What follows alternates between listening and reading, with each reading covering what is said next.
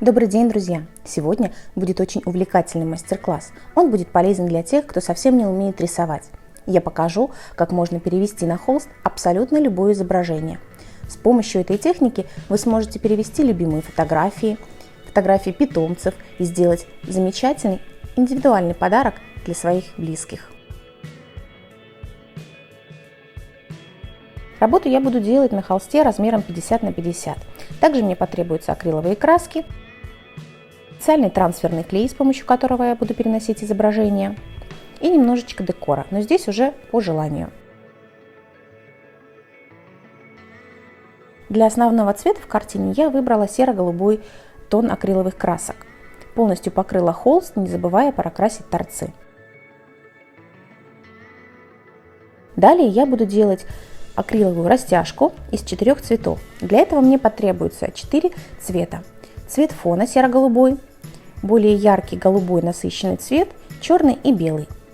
Тоненькими полосочками я наношу краску на кельму, на самый край кельмы, и затем растягивающими движениями провожу по краю картины.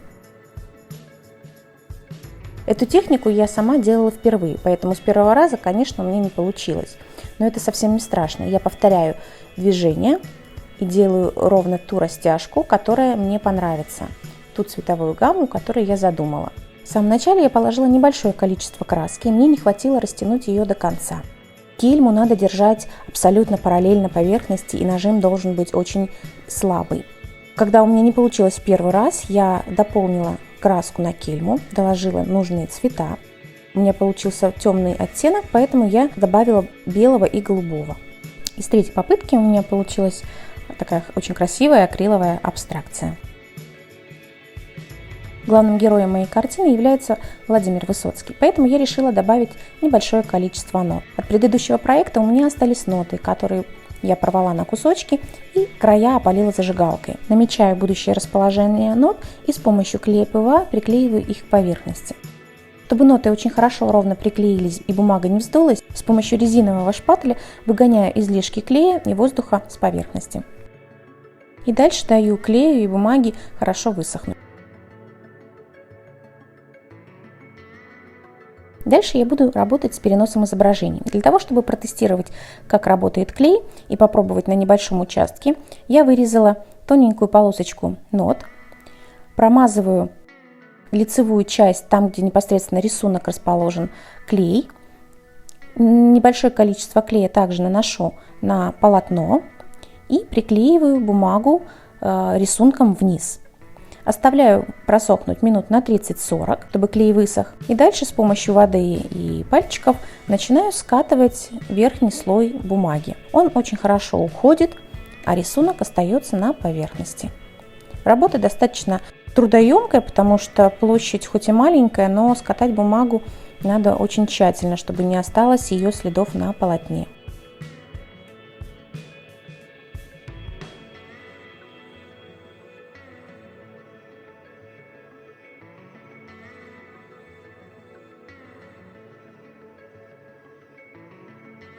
В процессе работы очень полезно иногда отходить от работы подальше и смотреть на нее со стороны. И тогда видно очень много изъянов. Так у меня получилось и с коллажем, который я сделала из нот. Мне показалось, что они выделяются очень ярко, и я захотела их приглушить. Небольшое количество акриловой краски, которую я использовала для фона, я прям капельку развожу с водой, и вот этой водичкой покрываю ноты, приглушаю яркий цвет. С помощью водосгона убираю излишки краски. Далее в интернете я нашла статьи про Высоцкого, тексты песен, фотографии, вырезала, также опалила края с помощью зажигалки и в хаотичном порядке наклеила также на поверхность поверх нот.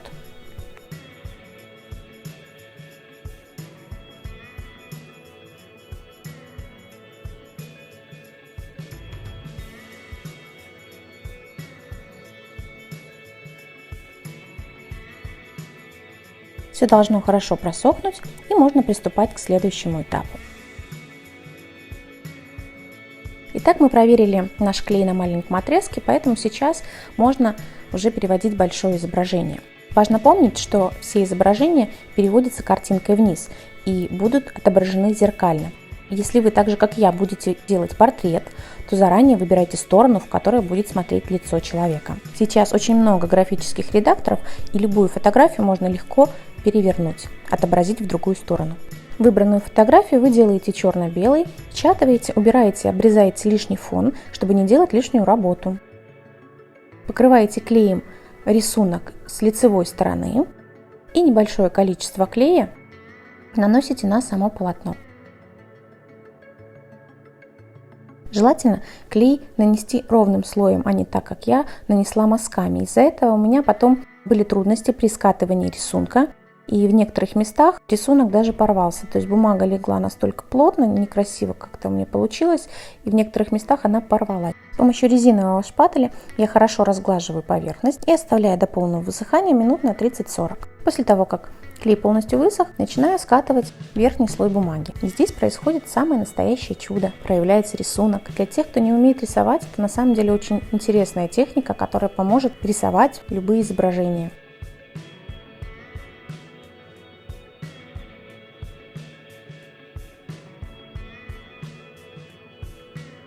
Как раз на этом этапе я и поняла, почему необходимо класть клей ровным слоем. После того, как я сняла верхний слой, основной фон стал немножечко таким блеклым, белесым. Появились вот такие дырочки. Вот они. В некоторых местах они очень видны. И сам фон у меня стал таким некрасивым. Поэтому я приняла решение покрыть все сверху акриловыми красками. Поверх имеющегося рисунка я наношу акриловые краски уже по тем линиям, которые у меня есть. И получается достаточно такое слегка даже объемное изображение, более четкое, яркое, насыщенный цвет, как будто они изначально были нарисованы красками. Красками я прохожусь и по самому портрету, и по фону, для того, чтобы убрать следы клея.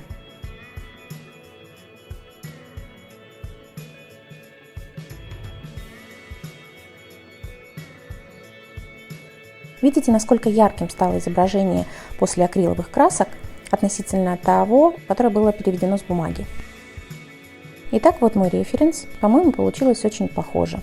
Я добавляю небольшие штрихи уже от себя с бумаги и начинаю окрашивать фон.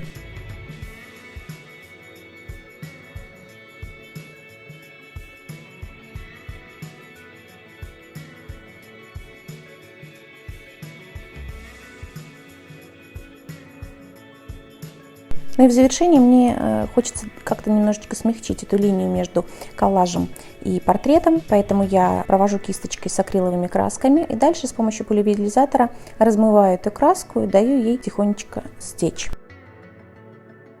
Мне все-таки не хватило объема, мне хочется как-то выделить некоторые элементы, чтобы они притягивали глаз. И я решила сделать куртку Владимира Высоцкого немножечко блестящей, потому что кожаная куртка, она всегда дает блеск.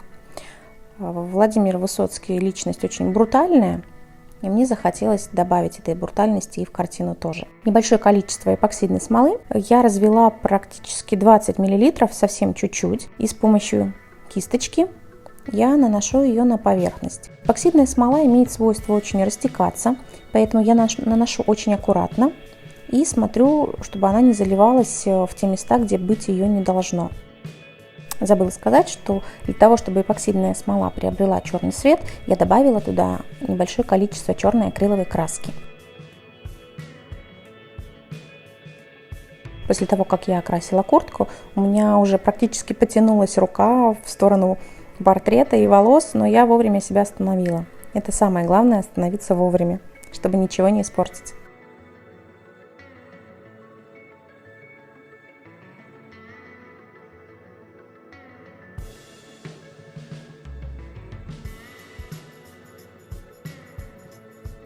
Так оставляем картину до полного высыхания. Если вам нравятся мои уроки, друзья, не забывайте подписываться на канал, ставьте лайки и обязательно пишите комментарии. Для меня это очень важно.